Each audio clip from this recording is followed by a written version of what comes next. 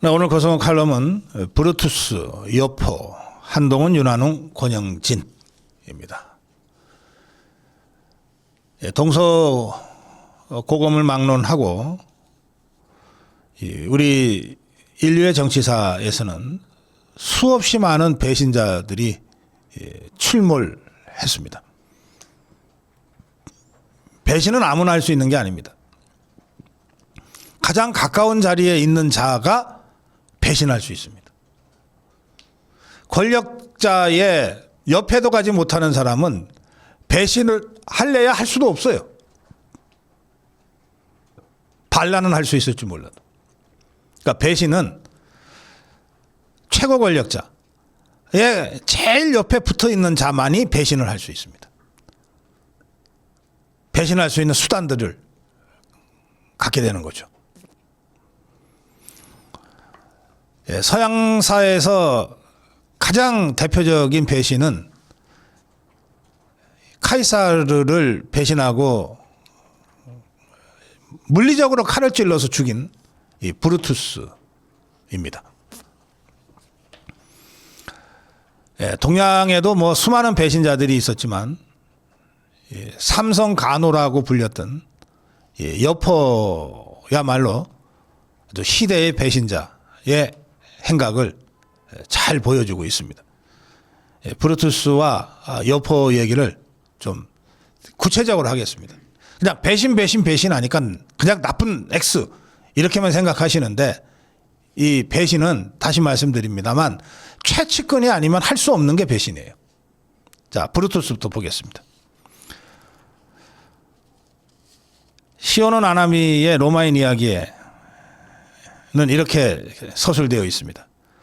기원전 44년 3월 15일 3일 후에 출정을 하기 위해서 카이사르가 원론으로 들어가던 길에 습격을 당합니다. 14명의 암살자 그룹이 달려들어서 수없이 칼로 찌릅니다. 당시에는 다 단검을 차고 있었죠. 단검으로 카이사르를 찔러서 죽입니다. 그중에 브루투스라고 하는 자가 있었고 이 브루투스는 카이사르가 아들처럼 아꼈던 자입니다.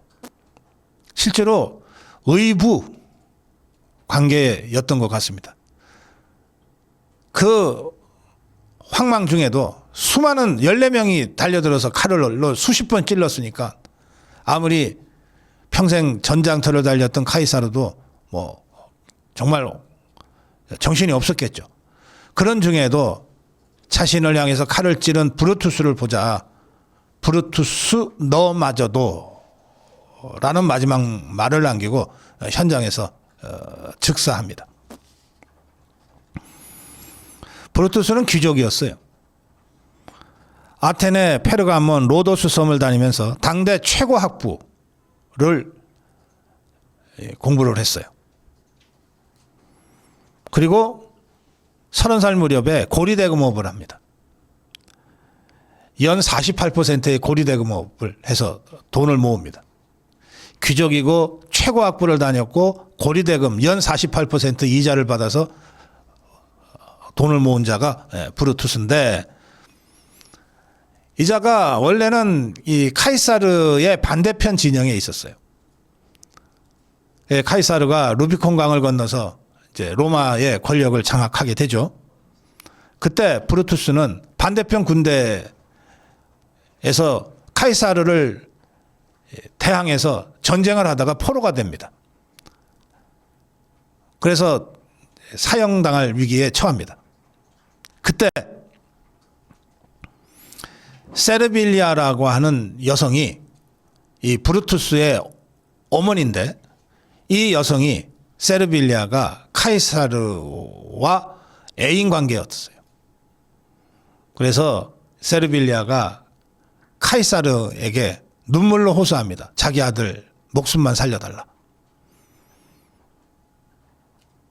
카이사르가 애인의 부탁을 거절할 그런 성격이 아니어서 브루투스를 살려줍니다.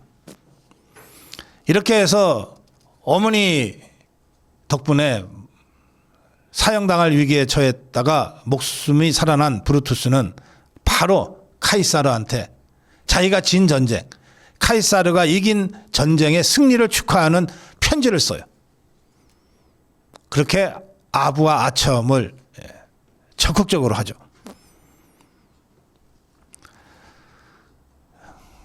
카이사르 입장에서는 자기가 사랑하는 애인의 아들이 자기한테 저항했던 잘못을 뉘우치고 충성을 맹세하면서 아첨을 시작하자 좋게 받고, 그리고 이 세르빌리아가 기왕의 목숨까지 구해줬으니 브루투스를 좀 잘 거두어 달라고 부탁을 하고 카이사르가 그 부탁을 들어줘요.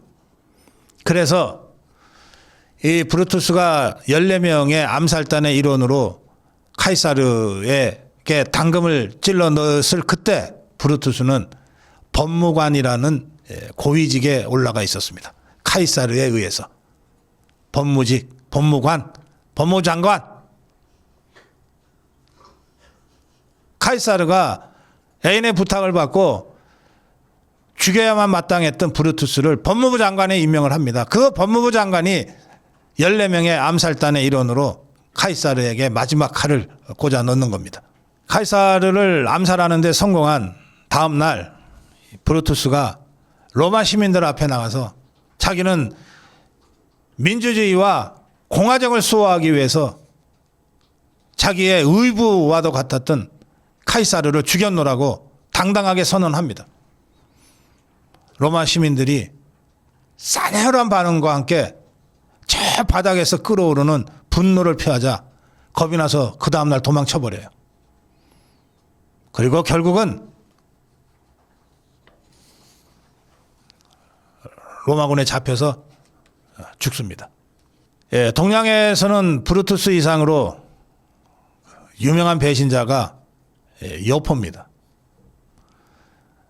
여포가 장비와 싸움을 할 때인데 장비가 큰 소리로 외칩니다.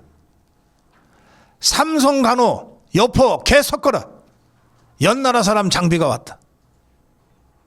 이건 삼국지 연희 소설에 나오는 얘기니까 실제 역사적 사실과는 조금 다를 수 있습니다만 당시 소설이라는 게 당시 민심을 반영해서 쓴 것이라 당시 민심이 그랬다고 이해하시면 됩니다. 이때 장비가 호통을 쳤던 그 삼성간호, 성을 3개나 갖고 있는 종, 여포를 그렇게 불렀습니다. 여포는 생불은 여씨였어요. 그래서 지가 여포가 된 겁니다. 진짜 아버지, 여씨 아버지가 하나 있었어요. 근데 이자가 정원이라는 장군을 따라서 종군을 하면서 정원이 딱 눈에 들었어요. 그래서 이 정원이라는 장군하고 여포가 의부 관계를 맺습니다. 양아들이 되는 거죠. 그래서 여씨성에 이어서 정씨성을 가지게 돼요. 그런데 동탁이 정권을 잡았습니다. 동탁이 정원이라는 강적을 제거하기 위해서 여포한테 뇌물을 주고 구워 삶아요. 그러자 여포가 이렇게 저를 생각해 주시니 저도 대장군께 뭔가 선물을 가져다 드리겠습니다. 그렇게 하고 선물을 가지고 여포 앞에 무릎을 꿇습니다. 선물 상자를 딱 가지고 무릎을 꿇어요. 그러면서 동탁한테 선물 상자를 딱 바칩니다. 그 선물 상자 안에 여포가 아버지라 불렀던 정원의 목이 담겨 있었습니다. 양아버지 정원을 목 잘라 죽이고 그 목을 동탁한테 선물로 바치면서 충성을 맹세합니다. 동탁이 여포를 거두어 드립니다. 그리고 또 아들로 삼아요. 그래서 여포의 성이 동씨가 됩니다. 여씨, 정씨, 그리고 동씨가 되는 겁니다. 성이 3개나 생긴 종이 되는 거예요. 그것을 당대 사람들이 다 알았죠. 그래서 장비가 여포를 쫓을 때 개 섞어라 삼성 간호야 이렇게 소리쳤던 겁니다. 그 동탁의 양아들이 된 여포를 사도 왕륜이라는 사람이 다시 꼬여냅니다. 선물도 주고 그리고 초선이라는 이 왕륜의 이 의전을 수양딸을 동탁과 여포 사이에 왔다 갔다 하면서 미인계를 쓰게 만들어서 결국은 여포로 하여금 동탁을 죽이게 만들어요. 그때 이 왕륜이와 여포의 대화가 이렇습니다. 동탁을 죽여라 하니까 여포가 그래도 제가 여포를 아버지로 모시는 부자 사이인데 어떻게 제가 그럴 수 있겠습니까? 하자 왕륜이가 이렇게 얘기합니다. 그대의 성은 여시 아니냐. 본래 혈연도 아닌데 무슨 부자지간이라고 하냐. 이 왕륜이의 이 사주에 여포가 명분을 얻어가지고 그렇지 내가 언제 동시였냐 이러고서 초선을 차지하기 위해서 여포를 죽여버립니다. 이런 여포가 결국은 조조한테 잡힙니다. 조조한테 잡혀서 온몸이 포박당해서 조조 앞에 끌려갑니다. 그때 유비는 조조한테 몸을 의탁하고 있을 때였어요. 여포가 이렇게 얘기합니다. 승상의 전략과 저의 이 무술이 결합하면 천하를 제패할 수 있습니다. 제발 목숨만 살려주십시오. 그러자 조조가 여포한테 바로 대거리를 하지 않고 옆에 서 있는 유비한테 물어보죠. 저 여포가 살려달라고 하는데 여포를 유비 당신이 잘 알지 않냐? 어떻게 할까? 그러자 유비가 그때 한마디 합니다. 삼성 간호. 여포는 아버지가 여럿입니다. 여포를 거두면 승상도 그 여러 아버지 중에 한 명이 될지 모르겠습니다. 그 말을 듣자 조조가 껄껄 웃으면서 그렇지. 배신자는 또 배신하는 법이지. 죽여라. 그러니까 여포는 그렇게 죽습니다. 우리가 삼국지에서 보면 이 조조가 아주 간사하고 교활한 이 간웅으로 나옵니다. 예, 그런데 조조는 삼국을 통일하고 위나라를 세운 당대의 영웅이었어요. 유비 못지않게 평가받고 있는 사람입니다. 이 조조가 딱 한 가지 용서하지 않은 자들이 있어요. 배신자들입니다. 허유라고 하는 자가 있었습니다. 원소 밑에 있었어요. 그런데 하도 돈을 좋아해가지고 횡령죄로 잡혀 죽게 생기자 조조한테 도망을 옵니다. 이게 관도대전 때거든요. 관도대전은 관도라는 곳에서 전쟁이 일어났는데 조조와 원소가 대치한 겁니다. 전국의 주도권을 쟁탈하기 위해서. 근데 원소가 압도적으로 유리했어요. 군사도 많고 싸움 잘하는 장군도 많고 식량도 많고. 그런 상황에서 허유라는 자가 원소 밑에 참모로 있는데 돈을 밝히고 포악한 짓을 하는 바람에 잡혀 죽을 위기에 처하자 적군인 조조한테 도망을 갑니다. 그래서 조조한테 원소에 식량을 쌓아놓은 곳을 비밀 지도를 갖다 바치면서 원소에 식량을 불태우면 원소가 무너진다. 이걸 밀고를 합니다. 조조가 허유의 그 계책대로 원소군의 식량을 다 불태워버려요. 그러면서 관도대전에서 승리합니다. 그로써 원소는 완전히 무너지고 전국은 조조가 주도하게 국면이 확 바뀌어버리는데 이 관도대전의 승리에 허유가 1등 공신이라고 스스로 생각을 해서 승전하는 날 조조의 그 어릴 때 이름 아만이라고 하는 이름을 부르면서 아만아, 내가 없었으면 네가 과연 여기에 이렇게 말 타고 승전할 수 있었겠냐. 예, 이렇게 온갖 건방을 떨다가 잡혀 죽습니다. 조조는 당장 적군과 싸울 때 그 적군 쪽에 있던 사람이 배신해 오면 그 사람으로부터 정보도 얻고 전략도 취하지만 절대 그 배신자를 끝까지 중용하지 않았어요. 다 죽여버립니다. 먼저 주인을 한번 배신한 자가 나를 배신하지 말란 법이 있냐. 다 죽여버립니다. 우리가 삼국지를 보면 조조를 교활하고 간악한 간사한 간신처럼 취급하지만 적어도 조조는 배신자를 용납하지는 않았어요. 우리 자유파는 조조 욕할 자격이 없습니다. 10년 전에 배신당하고도 그것들 그대로 지금 살려두고 있고 또 1년 전에 배신당하고도 아직도 그 배신자들을 척결하지 못하고 있잖아요. 이것들을 그냥 놔두면 기어올라요. 기어오릅니다. 윤한홍이는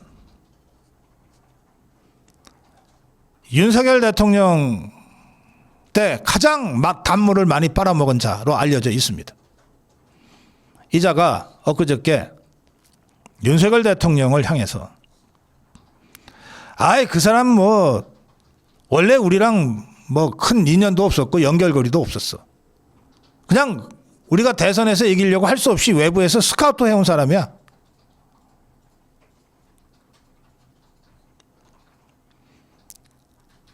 그런데 그런 윤석열 그냥 놔두고 우리가 민주당 백날 욕해봤자 똥 묻은 개가 겨 묻은 개 비판하는 꼴이 되니 우리가 국민들한테 지지를 못 받는 거 아니야. 아니 윤석열이라는 사람은 우리 당하고 계엄을 사전에 논의한 적도 없고 논의할 생각조차 안 한 사람이었어. 그러니 윤석열을 절연해야 돼. 그래야 우리가 살 수 있어. 이렇게 떠들어댔습니다. 권영진이는 장동혁 대표를 공격을 시작했는데 이렇게 공격했습니다. 김현정 프로그램에 나가서 장동혁이 강성보수의 포로가 돼 있다. 장동혁은 그 강성보수 그 사람들이 전부인 줄 안다. 이대로 가면 2018년 지방선거처럼 참패할 것이다. 2018년에 우리 국민의힘이 광역단체장 간신히 2석 이겼다. 그 2석이 경상북도 도지사하고 대구시장이었습니다.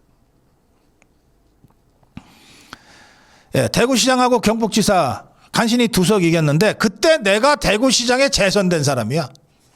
윤석열이 자꾸 옥중에서 메시지 내는데 아니 감옥에 갇혀가지고 자유민주주의 헌정질서 지키기 위해 싸워달라고 얘기하는데 그게 무슨 도움이 되냐. 보수가 괴멸의 위기까지 가고 나라를 위태롭게 만든 사람이 그래서 본인도 파면되고 옥중에 있는 사람이 자꾸 밖에 있는 사람들 들어 뭉쳐라 싸우라. 그게 무슨 도움이 되냐. 윤석열 저분은 좀 조용히 있고 반성해야 되는 분 아니냐. 이렇게 떠들어댔습니다. 자, 권영진이 말대로 2018년에 17개 광역 중에 14개를 저 종북주사파가 먹었어요. 박근혜 대통령 탄핵, 그 한참 탄핵 우파 괴멸의 바람이 불 때입니다. 그때 우리가 광역단체 3군데에서 간신히 이겼어요. 대구시장 권영진, 그리고 경북지사, 그리고 또 한 군데 이겼어요. 그게 어디냐? 제주도입니다. 제주도는 원희룡이가 무소속으로 나가서 이겼어요. 그러니까 이 권영진이는 국민의힘으로 두 자리밖에 못 이겼다고 얘기하는 거예요. 자, 좋아요. 그렇게 이겼는데 그래 놓고 1년이 지난 2019년 10월에 권영진이가 지 이름 사인을 해서 탄원서라고 하는 것을 하나 냅니다. 그때 박근혜 대통령은 감옥에 있을 때입니다. 권영진이는 박근혜 대통령이 후보 시절에 상황실장 권영세, 상황부실장 권영진으로 박근혜 대통령 선거의 핵심 역할을 했고, 그리고 선거 끝나서 박근혜 정부가 들어선 후에 박근혜 대통령한테 저 대구시장 하겠습니다 해서 공천받아서 대구시장 됐고 2018년에 재선에 성공했던 자입니다. 그런 자가 탄원서를 썼으니 감옥에 있는 박근혜 대통령 석방탄원이라고 전 처음에 알았어요. 내용을 보고 정말 제가 집어 던져버렸습니다. 권영진이가 2019년에 직접 서명한 탄원서의 내용은 이렇습니다. 경기도정이 중단 없이 지속되기를 간곡히 요청드립니다. 존경하는 대법관님, 저희는 지방자치의 최일선에서 진정한 민주주의를 꽃피우기 위해 노력하는 전국 시도지사들입니다. 이재명 경기도지사가 짊어진 도정의 무게를 잘 알고 있습니다. 도정 공백으로 인해 1350만 경기도민이 혼란을 겪는 일이 없기를 바라며 선처해 주시길 바라는 마음을 모아 탄원서를 제출합니다. 이재명의 선거법 위반 사건 대법원 공판, 그때 그 권순일이가 공작을 해가지고 무죄로 풀려났던 바로 그때 그 사건 때의 탄원서입니다. 이재명 경기도지사는 2010년 성남시장에 당선된 후 6천억의 성남시 부채를 해결하고 청년 배당, 무상 교육, 산후조리 지원 등 괄목할 만한 행정 능력을 보여주며 재선 시장으로서 시민들의 두터운 신임을 받아왔습니다. 2018년 경기도지사 선거에서 56.4%의 압도적인 득표율로 당선되었으며 24시간 논스톱 닥터 헬기 도입, 계곡 불법시설 전면 정비, 건설공사 원가 공개, 공동개발 이익 환수 등 그가 아니면 해낼 수 없는 경기도민을 위한 열정적인 도정으로 주민들의 삶을 바꿔나가고 있습니다. 이재명 경기도지사는 주민의 행복과 지역의 발전은 물론 국민의 행복과 국가의 발전을 위해서도 최선을 다하고 있습니다. 이러한 이재명 경기도지사가 지사직을 상실한다면 지방자치 발전뿐만 아니라 국가 발전의 소중한 동력 하나를 잃는 결과를 초래할 것입니다. 존경하는 대법관님, 부디 이재명 경기도지사가 도정의 단절 없이 정상적으로 도지사직을 수행할 수 있도록 기회를 주시기 탄원하며 최대한의 선처를 간곡히 부탁드립니다. 2019년 10월 대구광역시장 권영진, 이 당시 탄원서는 12명의 시도지사가 서명했습니다. 11명은 민주당 소속, 국민의힘은 권영진이 하나가 유일했습니다. 이철우 경북지사, 원희룡 제주지사는 이 탄원서에 서명하지 않았습니다.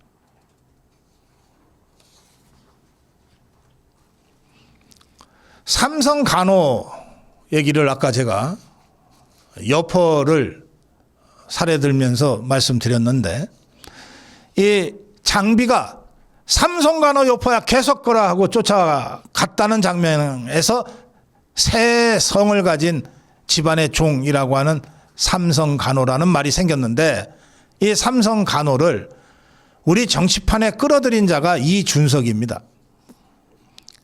이준석이는 당 대표로 있다가 당 윤리위원회로부터 당원권 6개월 정지 처분을 받았어요. 이건 정당사의 최초이자 최후일 겁니다. 당 대표가 어떻게 당원권 정지 처분을 받습니까? 얼마나 포악질을 많이 해댔으면. 이자가 이렇게 처분을 받자 페북에다가 윤핵관의 핵심이라는 사람이 어떤 사람인가 하면서 삼성 간호라고 직격탄을 날렸는데, 이게 권성동이 장제원이를 지칭하는 것으로 해석이 됐습니다. 권성동이 장제원이 반기문 밀다가, 그 다음에 유승민 밀다가, 그 다음에 홍준표 미는 반기문 반씨, 유승민 유씨, 홍준표 홍씨, 이 세 성의 종노릇을 한 사람들이다, 이렇게 비난을 했어요. 이준석이야말로 삼성 간호죠. 그것도 이중 첩자 노릇을 한 삼성 간호입니다. 이자는 유승민 퀴즈였는데 유승민 퀴즈를 살짝 감추고 박근혜 퀴즈로 정치판에 들어왔어요. 그리고 난 다음에 김종인 퀴즈로 변신했어요. 그리고 나서 당대표를 하면서 윤석열 후보 떨어뜨리려고 온갖 공작을 하다가 쫓겨났어요. 이런 게 삼성 간호입니다. 권영진이도 비슷해요. 권영진이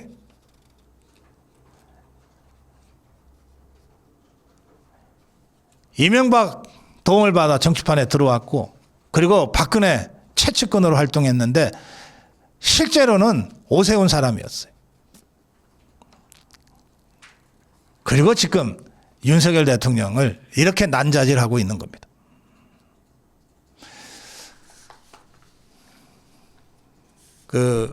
이 조폭들이나 이 양아치들, 이 전과자들 사이에서는 별 몇 개냐, 감옥 몇 번 갔다 왔냐, 별이 몇 개다 그러죠.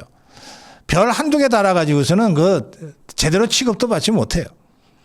별이 제 기억으로요, 김태촌이라는 전국구 조폭은 별이 17개인가 아마 됐을 겁니다. 그러니까 이 배신자들도 한 번 배신은 배신자 축에도 못 들어가나 봐. 최소한 서너 번씩은 배신을 해야 배신자 소리 듣는 모양입니다. 여포처럼, 윤한홍이처럼.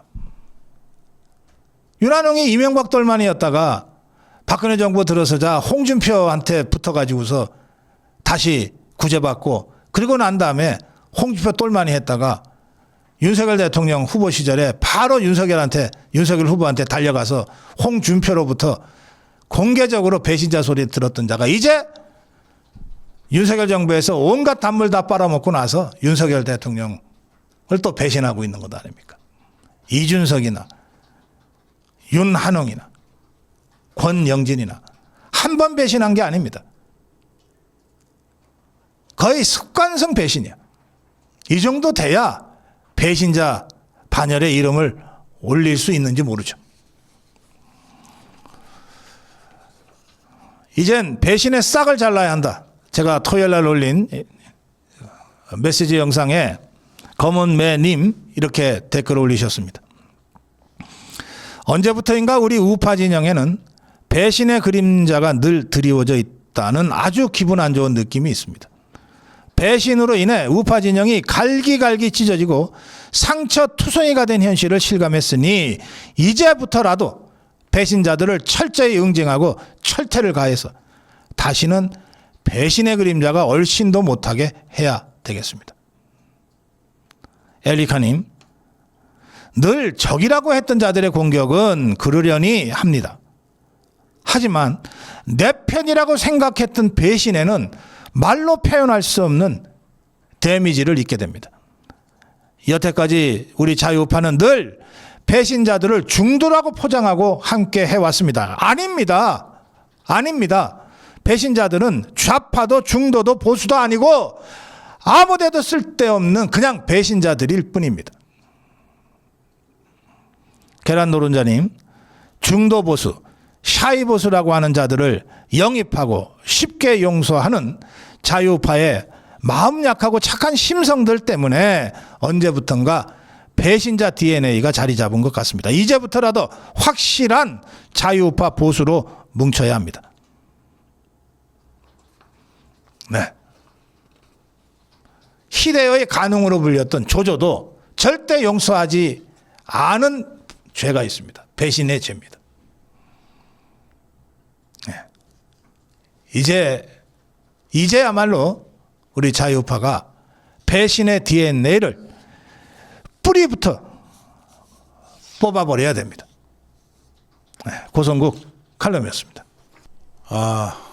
최근 우리 자유파 국민들이 정말 마음이 상하고 화가 많이들 나실 거예요.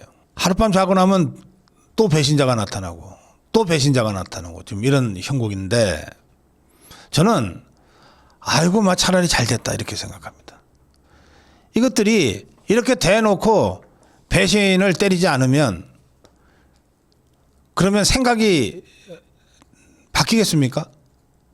이런 생각을 표시하지 않고 표현하지 않고 속으로만 갖고 있다가 결정적인 순간에 배신하는 거가 더 무섭잖아요.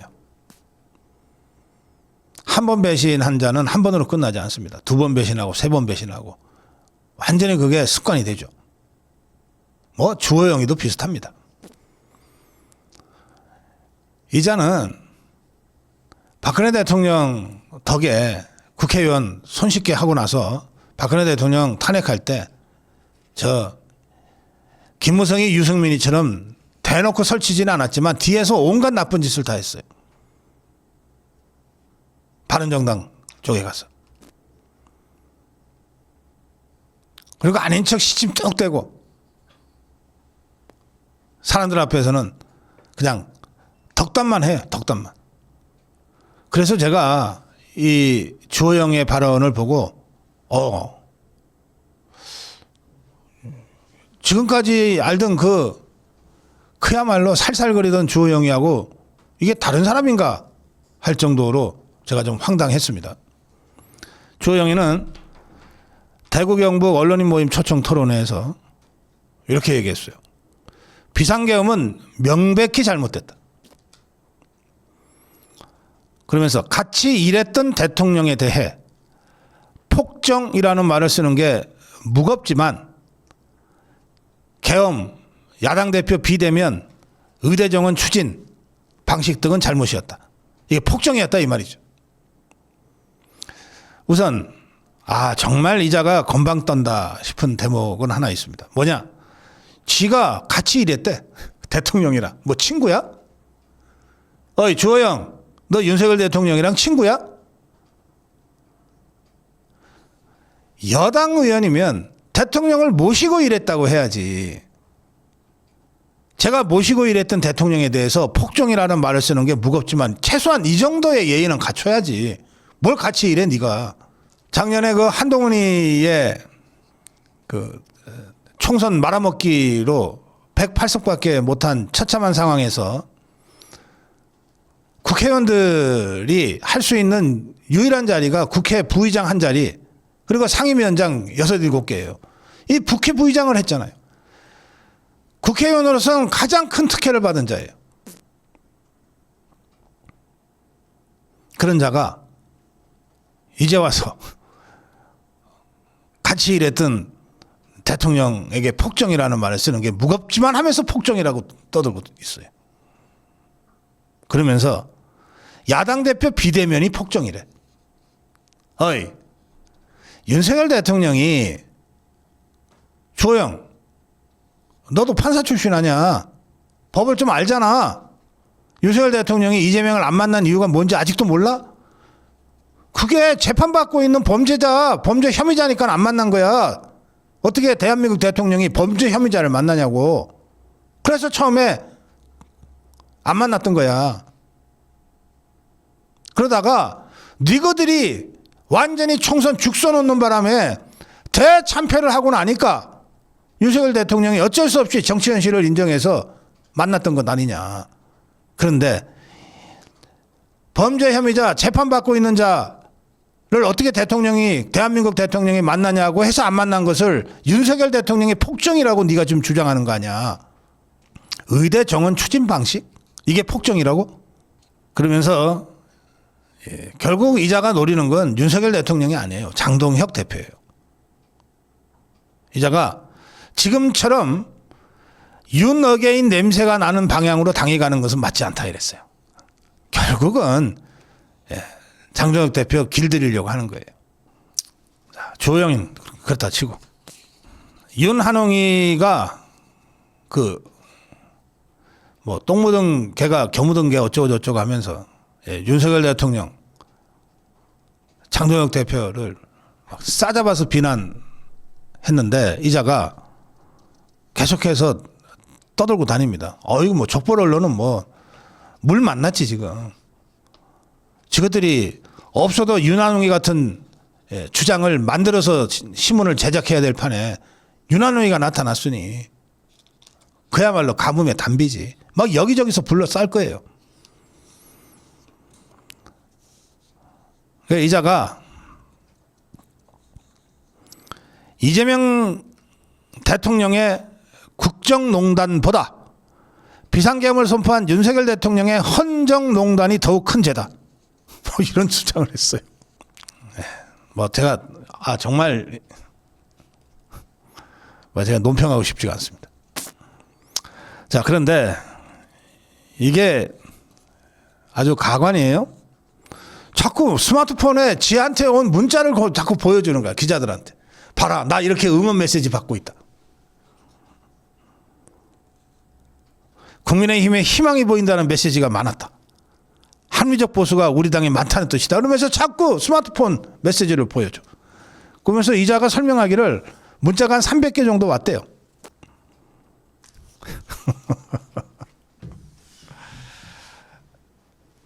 지금 우리 고성호 TV의 댓글창에 지금 제가 1시간이 아직 채 안 됐지만 댓글창에 올린 문자가 몇 개 정도인지 우리가 확인할 수 있나요? 대략. 이게 무슨 300개 문자를 생전 처음 받으니까 정신이 나갔나 봐. 자, 그런데 좋아요. 저랑 비교할 일도 아니지. 여러분, 국회의원 만나면은 국회의원이 명함 주죠. 습관적으로 명함을 줘요. 그런데 여러분 그 명함을 다들 한 번씩은 보셨을 텐데 거기 그 국회의원의 휴대전화 번호가 써 있는 명함을 받으신 적 있나요 혹시? 만약에 국회의원이 명함을 줬는데 그 명함에 국회의원이 직접 갖고 다니는 휴대폰 전화번호가 찍혀 있다면 그러면 여러분은 정말 특별 대우를 받으신 겁니다. 국회의원들은요, 명함에 자기 휴대폰 전화번호를 안 써요. 누군지는 모르니까 그런 식으로 자기 휴대폰 전화번호가 알려지면 사실은 업무할 때 시도 때도 없이 막 본회의장에서 상임위원회에서 뭐 할 때도 전화가 벨이 울리고 그럴 거 아니에요. 그래서 안 써요. 어떤 국회의원은 명함을 그래서 2개를 만들어 갖고 다니기도 해요. 하나는 자기 휴대전화 번호가 없는 명함, 누구한테나 줄 수 있는 명함.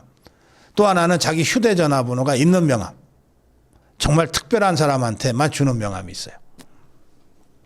또 어떤 국회의원은 이거 2개 만들어서 또 헷갈렸나 봐. 그래서 자기 휴대전화 번호 없는 명함만 만들어. 대신에 이거 내가 내 휴대전화 번호를 가르쳐 드려야 될 분이다 라고 생각하면 그 자리에서 그 명함에다가 지 휴대전화 번호를 써서 줘요. 받은 사람 기분 좋죠 뭐. 예. 자, 제가 이렇게 설명드리는 이유는 뭐냐. 자기 휴대전화가 없는 명함에 전화번호는 써 있어요. 그거는 국회의원 회관실 전화예요. 그러니까 비서들이 받는 거예요. 그런데 이 윤한홍이가 자기 스마트폰을 딱 내보내 보여줬다는 거예요. 지가 갖고 다니는 전화기일 거 아니에요. 그러면 윤한홍이 지가 갖고 다니는 전화번호를 아는 사람이 누구겠어요? 일반 국민이겠어요? 일반 지역 유권자겠어요? 윤한홍이야 정말 깊은 유착 관계가 있는 윤한홍 똘마니들이나 그 전화번호를 갖고 있는 거예요. 그러니까 그 전화번호에다가 문자 보내는 게 좌파들이거나 아니면 뭐 좌파들이 전화번호를 모른다고 치면 윤한홍이 핵심 지지자들만 그 번호를 갖고 있는 거예요. 윤한홍이랑 아주 깊은 지인들만, 관계가 깊은 지인들만 그 전화번호를 갖고 있는 거예요. 그래서 보내주는 거야. 그걸 갖고 이자가 지금 막 들고 다니면서 난리도 아니야. 이렇게 응원을 많이 받고 있어요. 그래봤자 고작 300개야. 고작 300개. 좌파 것들은 이런 일이 있을 때마다 전화번호를 어떻게든 알아내가지고 좌표를 띄워버리잖아요. 윤한홍이 핸드폰 번호가 몇 번이다. 여러분 공격 개시. 이러면 막 문자 폭탄이 막 수천 개씩 날라오잖아요. 이게 고작 300개 받고서 문자 폭탄 받았을까 봐 겁이 났는데 보니까 응원 메시지들이 많더라. 이러고 지금 떠벌리고 다니는데 우리 자유파는 좌파 것들 같은 그런 치졸한 짓 안 합니다. 제가 윤한홍이 전화번호를 왜 모르겠어요. 알고자 마음 먹으면 바로 알 수 있죠. 제 전화번호에는 윤한홍이라는 이름이 없어요. 그자하고는 한 번도 통화한 적이 없어서. 그러나 아니 그래도 맥스기 고성국 TV가 윤한홍이 전화번호 알려면 그게 무슨 일이겠어요. 바로 알 수 있지. 그렇지만 우리가 그런 좌파 짓들을 안 한다고요. 그런데 이자가 스마트폰에 응원 메시지 왔다고 이러고 들고 다니니까 성질 같아서는 확 좀 공개를 해버릴까. 그리고 진짜 문자의 맛이 어떤지를 한번 보게 해줄까 하는 생각까지 들었어요. 잠깐이지만 제가 그러나 이거는 좌파 것들이나 하는 짓이지. 그래서 제가 공개 안 합니다.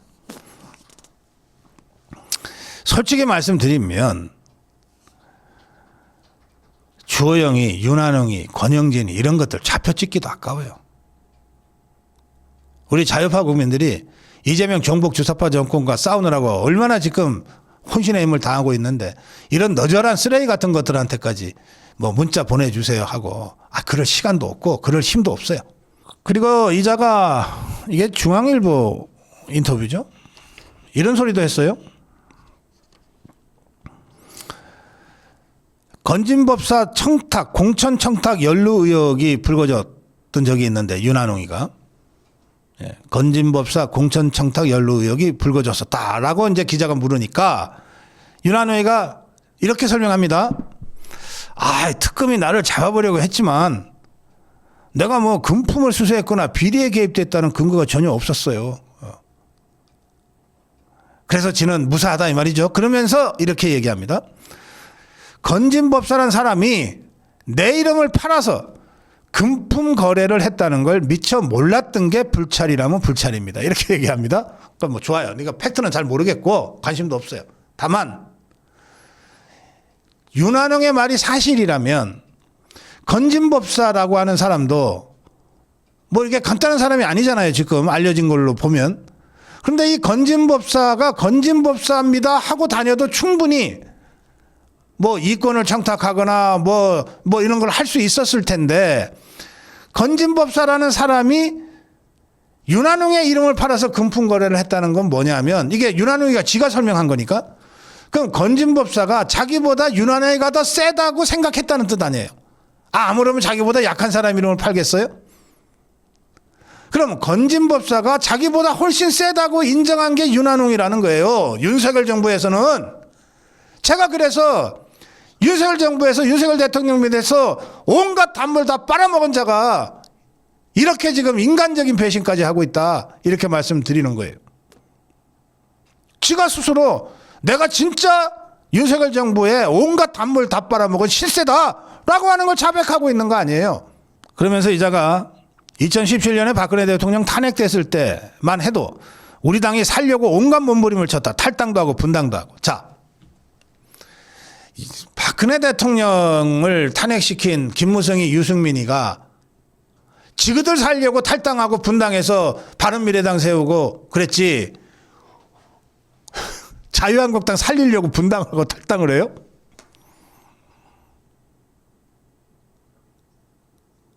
지금 이 윤한홍 이자가 윤석열 대통령 절연해야 된다고 떠들고 다니는데 이게 자유우파와 국민의힘 살리려고 하는 겁니까? 아니면 지 살려고 하는 겁니까? 모든 배신의 동기는 개인적인 욕심입니다. 개인적인 욕심이에요. 그걸 어떻게 정치적으로 포장을 하든 그 배신의 동기는 자기 욕심이에요. 어딜 그걸 당이 살려고 몸부림쳤다고 떠들어. 자, 어제 신동욱 최고위원은 라디오에 출연해서 이렇게 얘기했습니다. 국민의힘은 지금 태풍에 흔들리는 큰 배다. 이 배에 선원들이 있는데 그중에는 배가 흔들리니까 구명보트부터 찾는 사람도 있고, 주호영이, 윤한웅이, 권영진이 이런 것들이네. 그래도 구명보트 찾는 사람이라고 점잖게 표현했어. 보통 이 난파선에는 쥐새끼로 비유를 하죠. 배가 침몰하기 직전에 제일 먼저 도망가는 게 쥐새끼들이다. 또 흔들리니까 어디 배에 새는 데는 없나 하고 그거 찾아다니면서 메꾸려고 하는 사람들이 있다. 우리 당이 바로 그 사람들 때문에 지금 버티고 있다. 혹시 어디서 비가 새나 물이 새는 건 아닌가 하고 찾아다니면서 메꾸려고 하는 그 사람들 때문에 우리 당이 아직 버티고 있다. 별것도 아니지만 이 윤한홍이다, 권영진이다, 무슨 주호영이다, 여기에다가 무슨 사과 요구하는 허접한 것들, 한동훈 똘마니들 이런 것들이 자꾸 떠들어대고 족보 언론들이 이것들을 계속해서 증폭시키고 있는 상황에서 장동혁 대표는 한편으로는 지금까지 해왔듯이 반 이재명 전선 구축이라고 하는 투쟁 노선을 분명히 하면서 또 한편으로는 그래 좋다. 내가 너네들 만나줄게. 무슨 말이든지 한번 해봐라 하고 소통 행보를 대외적으로 알리면서 시작했어요. 어제는 초선 의원 2명, 중진 의원 3명, 5명을 각각 1대1로 만났어요. 1대1로 만나야 진짜 하고 싶은 얘기 들을 거 아니에요. 박성훈은 당정욱 대표가 지역, 선수 구분 없이 현 지도부와 다른 의견을 갖고 있는 의원들을 중점적으로 만날 계획이다. 이렇게 밝혔습니다. 쭉 만나주는 거죠. 이것들 딴소리 못하게, 딴짓 못하게. 흔히 당근과 채찍이라고 표현하는데 둘 다 써야 효과가 있는 거 아시죠? 장동혁 대표가 저런 것들을 만난다고 해서 또 괜히 여러분들 걱정하실 거 없어요. 다 생각이 있어서 하는 일이다. 이렇게 믿고 갑시다. 고성국 칼럼이었습니다. 네, 국민의힘이 국회 앞에서 천막농성을 시작했습니다. 천막농성 투쟁을 시작했습니다. 이 천막농성 투쟁은 머지않아 전국 253개 당협으로 확산할 겁니다. 국민의힘이 국회 앞에 천막농성 투쟁을 시작한 것은 8대 악법을 저지하기 위해서입니다. 8대 악법은 사법 파괴 5대 악법, 그리고 입을 틀어막는 3대 악법. 그래서 합쳐서 8대 악법입니다. 사법 파괴 5대 악법은 뭐냐? 내란 특별재판부, 법 왜곡죄, 대법관 증언, 재판 소원죄, 그러니까 사심죄죠. 사실상 사심죄. 헌재까지 가서 무죄 만들겠다고 하는. 그 다음에 공수처 수사 대상 범위 확대. 이 5개가 사법 파괴 5대 악법입니다. 입을 틀어막는 입틀막 3대 악법은 뭐냐? 혐오 표현 현수막 제재, 유튜브 징벌적 손해배상제, 그리고 필리버스터 중단 요건 완화. 이 3개입니다. 장동혁 대표는 천막농성 투쟁을 시작하면서 8대 악법이 통과된다면 대한민국 민주주의가 무너지고 결국 대한민국 전체가 무너지게 될 것이다.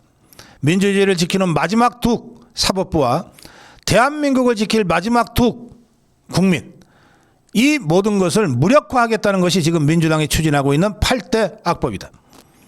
반드시 막아내야 한다. 국민의힘 의원 107명뿐만 아니라 당원들과 국민들과 함께 이 법을 끝까지 막아낼 수 있도록 모든 힘을 다 쏟겠다.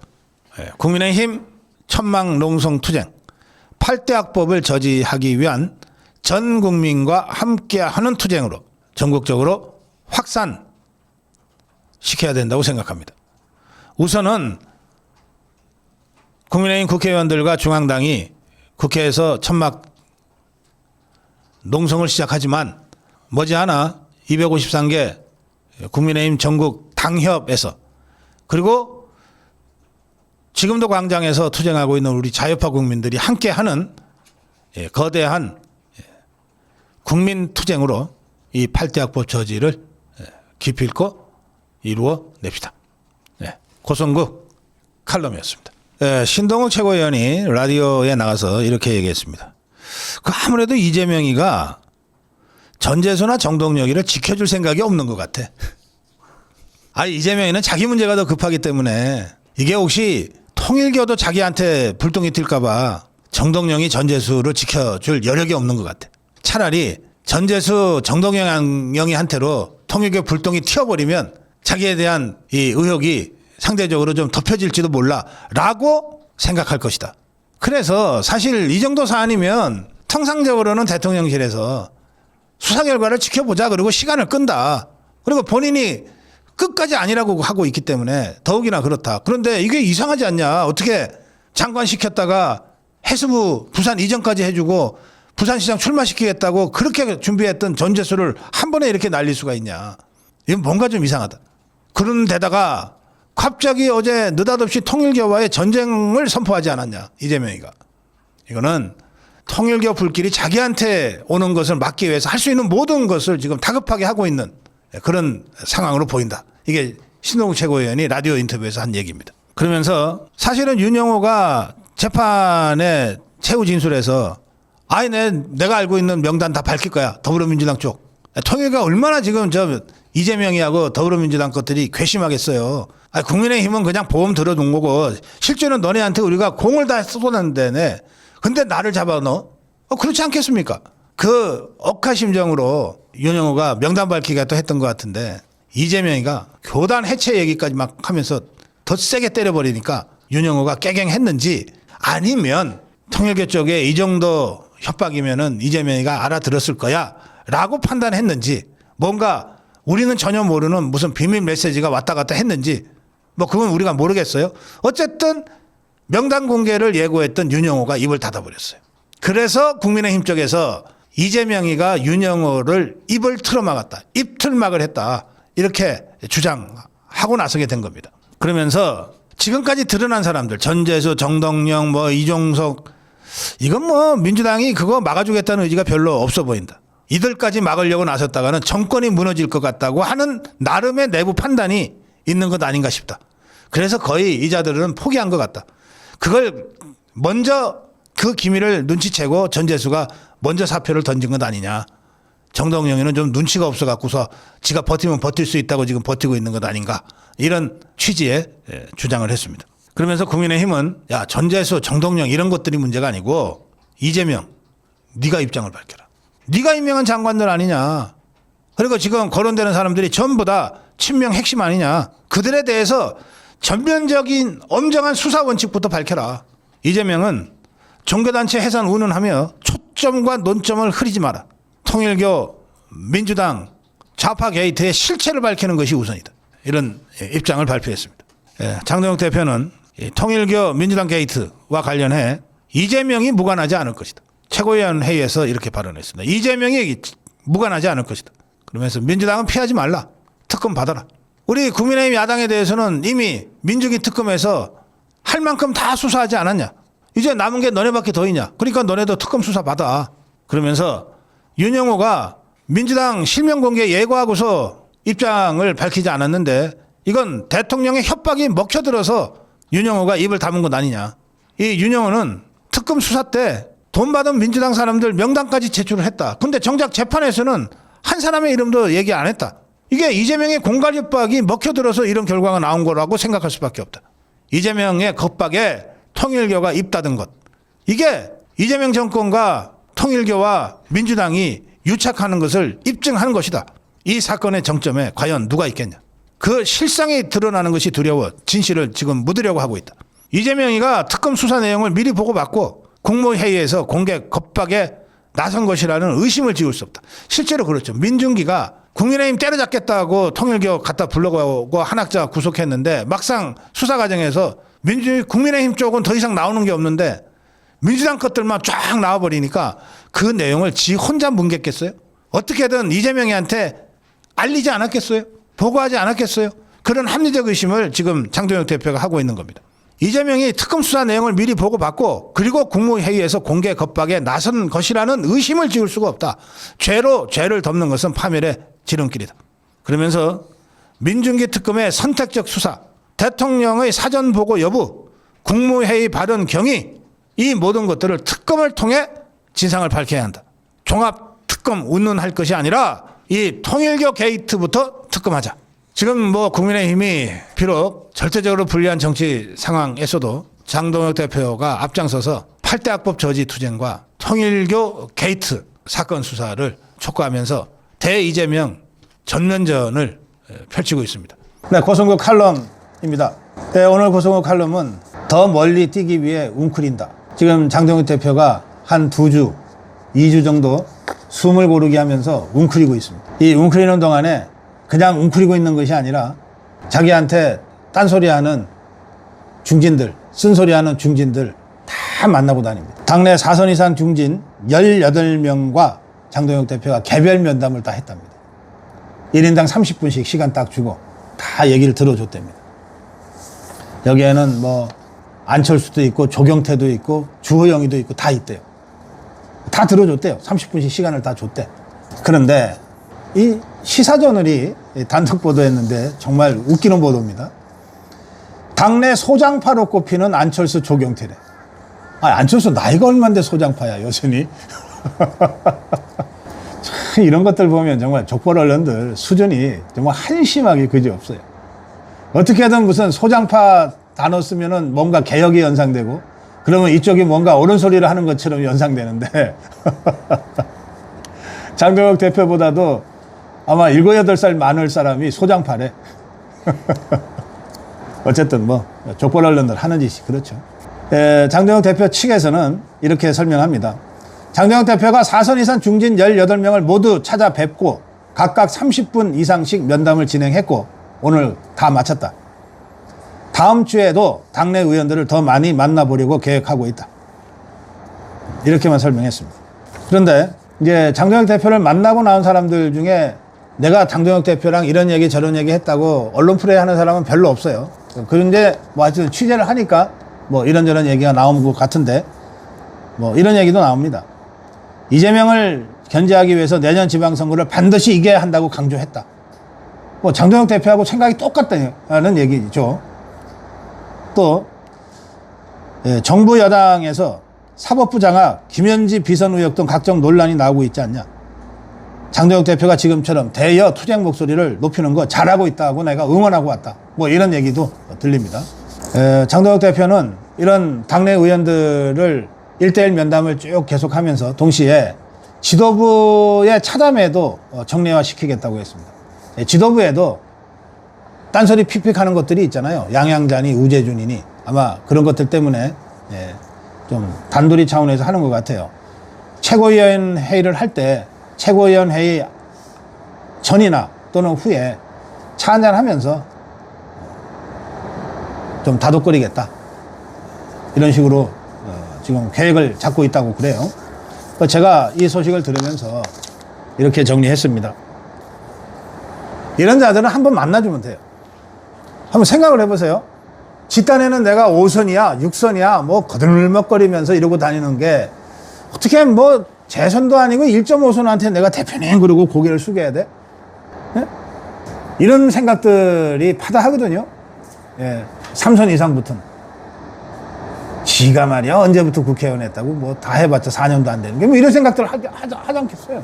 그냥 그런 것들한테는. 근데 이렇게는 또 말도 못해. 그러니까 뭐 사과가 필요해, 중도가 어쩌고 저쩌고 이런 식으로 시비 거는 건데 이런 것들한테는 그냥 장동혁 대표가 고개 숙이고 얘기 들어주면 돼. 그럼 그걸로 이 자들은 아이 뭐 내가 오늘 할 얘기 다 했어. 아이 장동혁이 사람 괜찮던데 선배 알아보고 말이야. 그렇게 하고 넘어가는 것들이에요. 별 것도 아니에요. 한동훈 똘마니들처럼 작심하고 죽기 살기로 덤비는 것들하고 좀 달라요. 그 부류가. 그래서 이런 것들은 그냥 시간 내서, 시간이 좀 아깝죠, 당연히. 지금 이런 거 하고 있을 때냐? 정말 아깝지만 시간 내서 만나주면 돼요. 그리고 이 사람들이 나름대로 뭐 10년씩, 20년씩 정치판을 굴러먹다 보니까 뭐 이렇게 저렇게 하는 얘기 중에 가끔씩 들을 만한 얘기도 있어. 그럼 가끔씩 들을 만한 얘기는 또 들어주면 돼.